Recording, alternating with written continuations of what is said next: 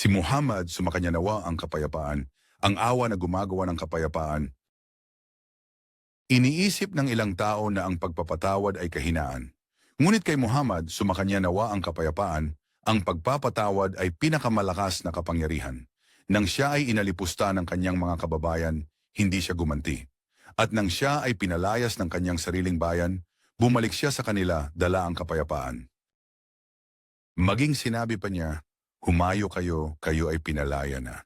Sinabi ni Allah, ادفع بالتي هي أحسن فإذا الذي بينك وبينه عداوة كأنه ولي حميم.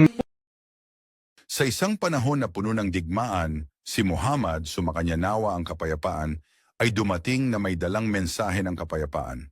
Ang Muslim ay siya na ligtas ang mga tao mula sa kanyang dila at kamay. Sumulat siya ng mga kasunduan kasama ang mga hindi Muslim upang pangalagaan ang kanilang buhay, ari-arian at mga lugar sambahan.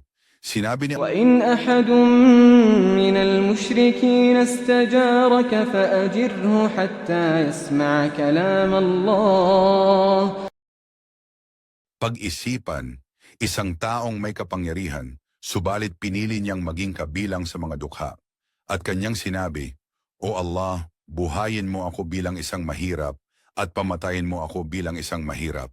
Hindi ba't ito ay malinaw na patunay ng katotohanan ng kanyang mensahe?